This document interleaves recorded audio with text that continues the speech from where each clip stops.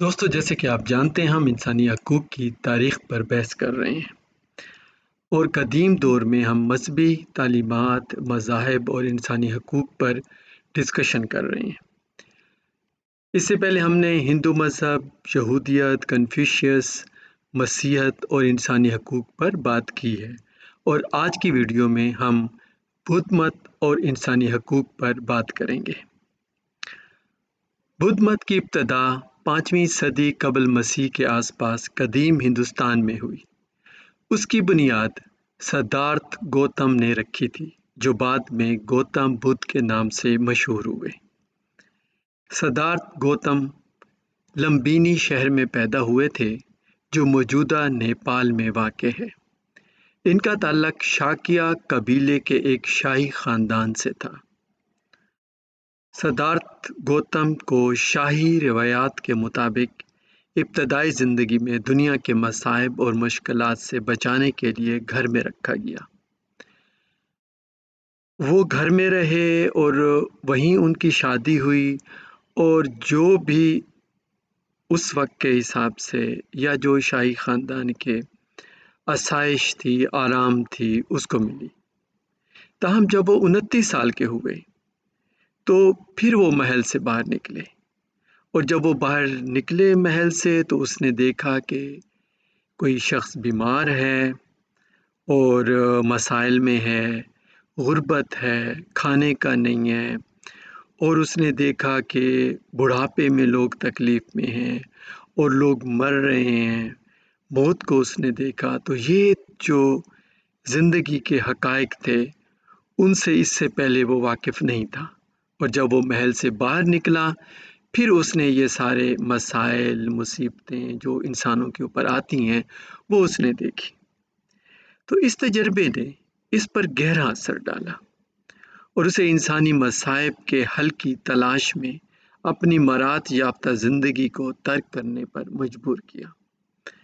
تو اس نے یہ فیصلہ کیا کہ یہ جو میری زندگی ہے، جس میں آسائشیں ہیں، مراتیں ہیں، میں ان کو ترک کرتا ہوں اور ان مصیبتوں کا حل کیا ہے وہ تلاش کرتا ہوں۔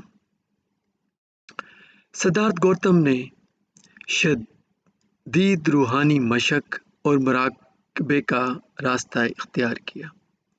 مراقبے کرنے لگا۔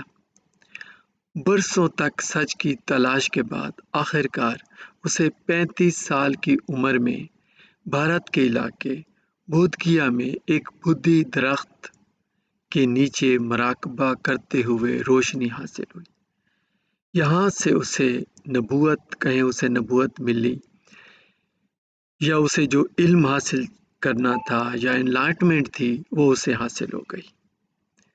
اس اہم واقعے نے اس کی بیداری کی نشاندہی کی اور اسے 4 عظیم سچائیوں کے ادراک کا باعث بنی، جو بدھ مت کی تعلیمات کی بنیاد بنی۔ 4 نوبل ٹروتھ یہ پھر گوتم بدھ کو ملی، اور اس کی ساری تعلیمات جو تھیں وہ ان 4 سچائیوں کے ارد گرد گھوم رہی تھیں یا ارد گرد ہی تھیں ساری۔ یہ 4 سچائیوں میں پہلی سچائی ہے دکھ یا مصیبت، جو اس نے یہ کہا کہ جو انسان کا وجود ہے تو اس کی خصوصیت یہی ہے کہ اس میں مصائب ہیں، پریشانیاں ہیں، عدم اطمینان ہے، اور یہ نامکمل ہے، یہ مکمل نہیں ہے۔ جو اس کی دوسری ٹروتھ تھا وہ تھا سمودیا، جس کے معنی تھی دکھ کی اصل۔ تو اس کی ریزن کیا ہے، اس مصیبتوں کی، اس مسائل کی آخر جڑ کیا ہے؟ گوتم بدھ نے بتایا کہ اس کی جو وجہ ہے وہ ڈیزائر ہے، وہ تڑپ ہے، وہ لگاؤ ہے جو انسان کو ہوتا ہے کہ میں یہ چیز حاصل کر لوں، فلاں چیز حاصل کر لوں۔ تو اس نے 3 چیزیں بتائیں۔ پہلی چیز ہے گریڈ، تو اسے گریڈ ہوتا ہے کہ مجھے فلاں آسائش مل جائے، مجھے پیسہ مل جائے اور آسائشیں مل جائیں۔ دوسری چیز ہے اگنورینس، اور یہ اس کی اگنورینس ہوتی ہے، وہ سمجھتا ہے کہ مجھے کوئی چیز جب مل جائے گی، میں چاہتا ہوں ایک بڑا گھر مل جائے، تو جب مل جائے گا تو مجھے سکون مل جائے گا، حالانکہ یہ اس کی اگنورینس ہوتا ہے۔ جب اسے مل جاتا ہے تو ایک اور چیز کی گریڈ اس کو اس کے اندر تڑپ ہوتی ہے اور وہ اس کے لیے پھر اپنے آپ کو تکلیف میں ڈالتا ہے۔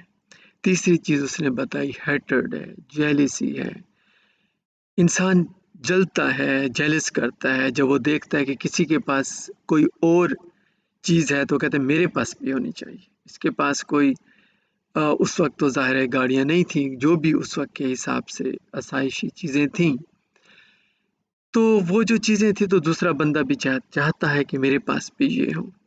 تو یہ جو 3 ڈیزائر ہیں، 3 چیزیں ہیں، اس کی وجہ سے اس کی مصائب میں، مصیبتوں میں، دکھ میں، بے اطمینانی میں اضافہ ہوتا ہے۔ لیکن ساتھ اس نے یہ بھی بتایا کہ ڈیزائر اچھی بھی ہو سکتی ہے، جس کو اس نے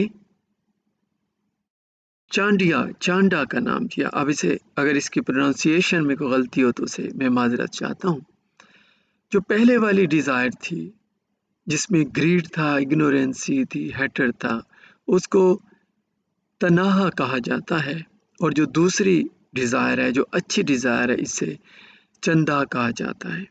تو اس ڈیزائر میں جیسے آپ کی خواہش ہو کہ مجھے علم ہو، ڈیزائر آف نالج ہے، لوگوں کی خدمت کرنے کی ڈیزائر ہے، تو یہ ایک اچھی ڈیزائر ہے۔ تیسری چیز جو گوتم بدھ نے بتائی وہ تھا نرودھا۔ نرودھا کا مطلب تھا کہ تکلیف کا خاتمہ۔ اب یہ جو دکھ ہے، تکلیف ہے، اس کا خاتمہ کیسے ہوگا؟ تو اس کے لیے اس نے نروانا کا نام دیا کہ نروانا سے ختم ہوگا، یا جو آپ کی تڑپ ہے اسے بجھانا ہوگا، ایکسٹنگوش کرنا ہوگا۔ اور جو چوتھی جو ٹروتھ ہے وہ میگا ہے کہ تکلیف کے خاتمے کا راستہ کیا ہے۔ تو جو گوتم بدھ نے راستہ بتایا وہ راستہ یہ تھا کہ 8 پرنسپل ہیں، 8 قانون ہیں جس پر عمل کر کے آپ ان مصیبتوں سے چھٹکارا حاصل کر سکتے ہیں۔ ان میں پہلی انڈرسٹینڈنگ ہے کہ آپ کو سمجھنا ہے یہ بدھ مت یہ ہوتا کیا ہے، علم حاصل کرنا ہے جسے سمادھتی کا نام کہا گیا، اور اس میں بھی میں یہی گزارش کرتا ہوں کہ اگر مجھ سے پروننسیشن میں غلطی ہو تو مجھے معاف کریں۔ دین انٹینشن ہے کہ آپ کی نیت ہے وہ صاف ہونی چاہیے، پازیٹیو ہونی چاہیے، جسے سما سن کپا کا نام دیا گیا۔ پھر سپیچ ہے کہ آپ جو بھی بولیں سچ بولیں، جسے سما ویکا کا نام دیا گیا۔ پھر ایکشن ہے کہ آپ نے عمل کرنا ہے، سما کمانتا کا نام دیا گیا۔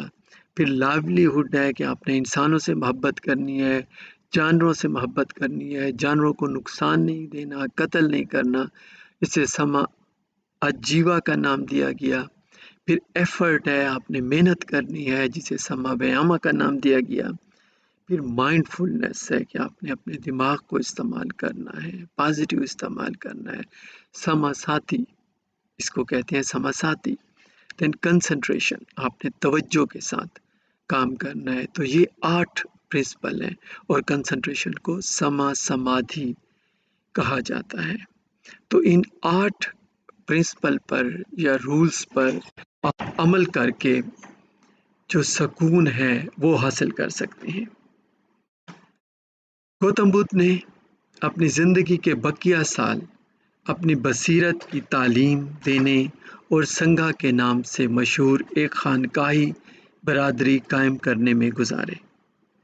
اس کی تعلیمات، جسے دھرم کہا جاتا ہے، ذہن سازی، اخلاقی طرز عمل، مراقبہ اور حکمت عملی کے اصول پر زور دیتی ہے۔ بدھ مت آہستہ آہستہ پورے ہندوستان میں پھیل گیا، اور بعد میں بدھ راہبوں اور تاجروں کی مشنری کوششوں سے پورے ایشیا میں پھیل گیا۔ آج بدھ مت دنیا بھر میں پیروکاروں اور کمیونٹیز کے ساتھ ایک عالمی مذہب ہے۔